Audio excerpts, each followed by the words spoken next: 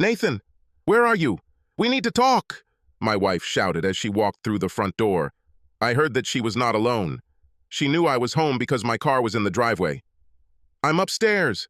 I'll be down in a minute, I shouted, closing the suitcase lying on the bed. What are you doing at home so early? She asked, entering the bedroom. And why are you packing your suitcase? Oh, a potential client called me.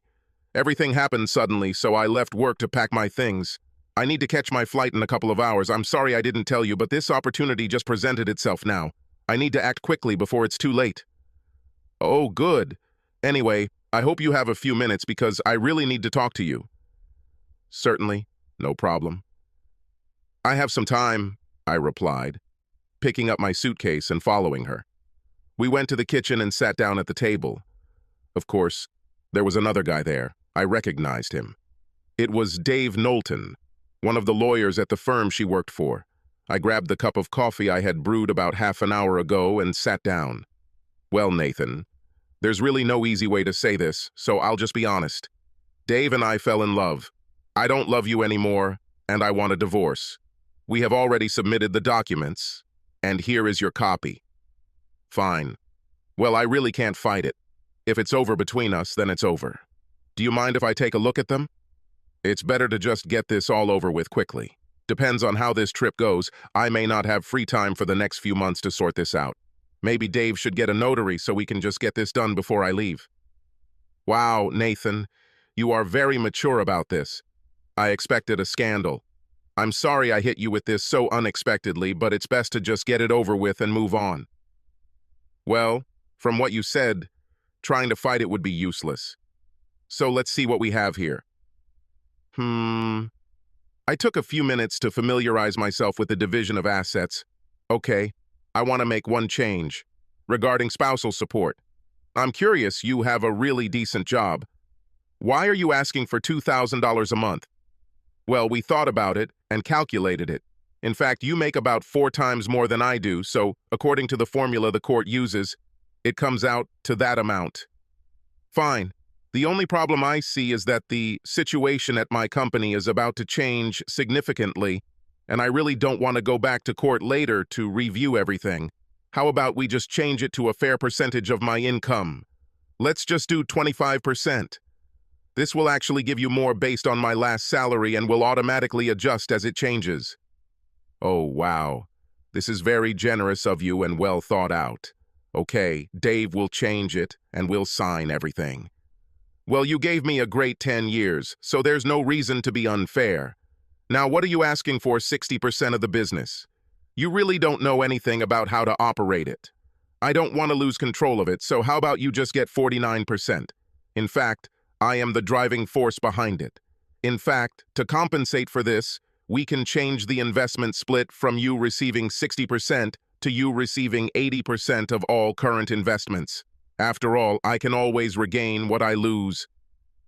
Okay, I think this will work, as long as I can maintain the house. I love this house. I can handle this. In fact, I'll be working so much that I won't have time to go to the beach house.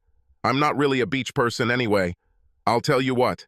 Let's change the wording to say that I will transfer my share of all the property that we now own. I'll probably just buy an apartment somewhere anyway. Less expenses. Nathan, I can't believe how generous you are. Well, as I mentioned, I'll be too busy to really enjoy the property and I'll be able to make enough money to rebuild my portfolio. Okay, now about alimony. Personally, I think you've set the level a little low here, and there's no provision for it to increase as my income increases. At the end of the day, I want my children to be well taken care of. Let's change that to say that 25% of my entire income in this country goes to supporting my children. So this will not only apply to my salary, but also to any other income from my investments here.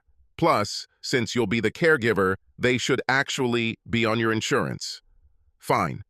This sounds reasonable. I'll ask David to connect to Wi-Fi and print new documents. We can sign and notarize them, and then David can pick them up to register them. Thank you, Nathan. You handled this very maturely. I appreciate it. The documents were printed, the notary arrived, and we signed the papers. I took my suitcase, and went to the airport. Your unfaithful heart will betray you. Ringtone. This was a month later. My ringtone woke me up while I was dozing on the beach in Cabo. I didn't even have to check the caller ID to know who it was. Hello, Anna. To what do I owe the pleasure of your call? Was I not generous enough? You fucking bastard. I don't know how you did this, but you can't get away with this shit. It's good that I answered the call on speakerphone and didn't press the phone to my ear. Why? What do you mean, honey? You know damn well what I mean. There's a fucking truck in front of this fucking house, and the sheriff's deputy is here with eviction papers. Well, I would guess that the owners of the house need you and your boyfriend to move out before they can move. You signed the house over to me. What do you mean by new owners? I am the owner. Well, technically it's not. What I gave to you was all the property we owned at the time the divorce papers were signed.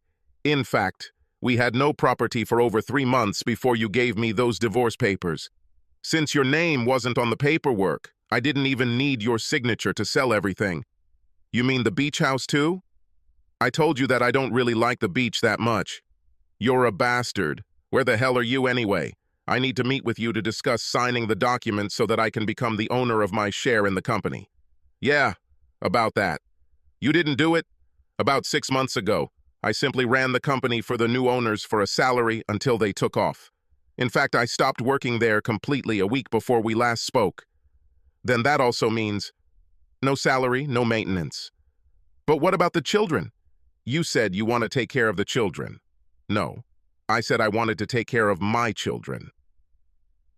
Since I am not the biological father of either of them, I have no interest in taking care of them. Perhaps you should talk to Chris and Jerry about supporting their children. DNA is a wonderful thing. Well, at least I have savings and investments. She trailed off as I couldn't hold back my laughter any longer. Let me guess, she groaned. All of that disappeared too.